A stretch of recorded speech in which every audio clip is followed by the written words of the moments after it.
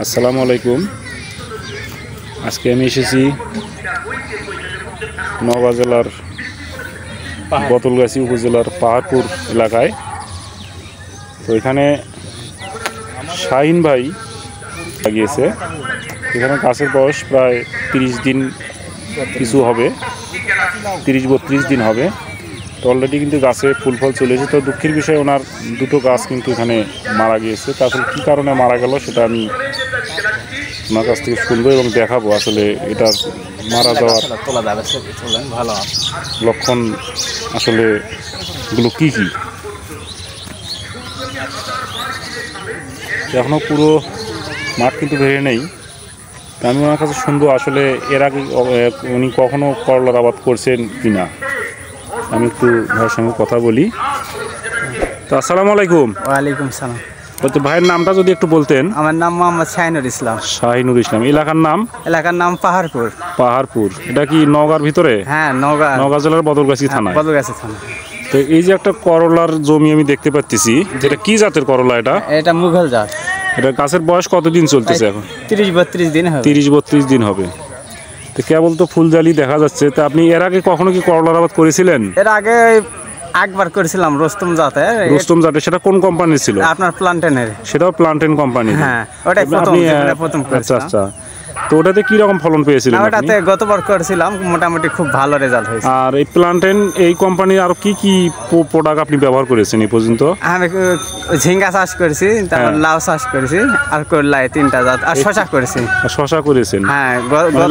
লাউ কি আর মানে লাউ আপনি ফলন পেয়ে মানে ফল কি তুলছেন এই পর্যন্ত? না, এখনো ওঠে নাই, আর 1 সপ্তাহ পর থেকে। আর ঝিঙ্গাটা করছিলেন? ঝিঙ্গা খুব প্রচুর ফলন হয়েছিল। মানে ঝিঙ্গার মানে ফলন পেয়েছিলেন? হ্যাঁ, ভালো ফলন হয়েছে। আচ্ছা, কতদিন আগে করেছিলেন ওটা? এটা আপনার 3 মাস আগে। 3 মাস আগে।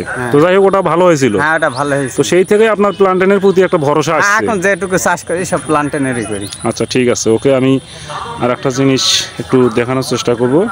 তো আপনারা দেখবেন এবং জানবেন বিষয়টা আসলে কি হয়েছিল। এখানে জমির পরিমাণ কতটুকু আছে এখানে আপনার? এখানে মোট 25 শতক, তার মধ্যে শশা লাগাছে একটু। শশা কতটুকু হবে? শশা আপনার এখানে হয়তো 5-6 শতক। 5-6 শতক। তার বদলে 20 শতক আর কি? হ্যাঁ, 20 শতক করলা লাগানো। কতগুলো গাছ আছে আইডিয়ায়? এখানে গাছ আছে প্রায় 400-র মতো না? হ্যাঁ, 400।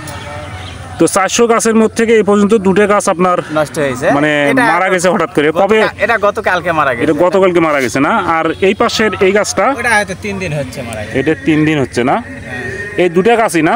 হ্যাঁ, এই দুটাই সমস্যা। আচ্ছা, যাই হোক, আমি একটু দেখবো যে আসলে এই দুটো গাছ মারা যাওয়ার কারণটা আসলে কি। তো আপনারা ধৈর্য সহকারে ভিডিওটা দেখবেন।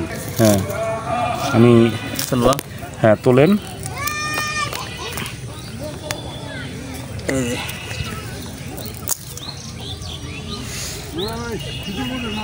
তো আমি একটু দেখার চেষ্টা করতেছি।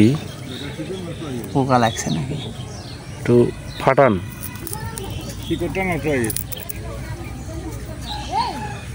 এখানে শিকড় মানে এই যে মূল যে শিকড়টা, এই যে এটা কিন্তু গোড়াটা পচে গেছে। এই পচে যাওয়ার কারণে এই যে দেখেন, এই পচা এই যে এখান থেকে শুরু হয়ে গেছে। এই গোড়ার থেকেই পচাটা শুরু হওয়ার কারণেই কিন্তু এই গাছটা মারা গেছে। ঠিক আছে, যাই হোক, এটা রোধ করার ব্যবস্থা আছে। আপনার জন্য এটা সম্ভব হবে কি না বলতে পারবো না। বলেন দেখি। তা আমি বলে দিচ্ছি।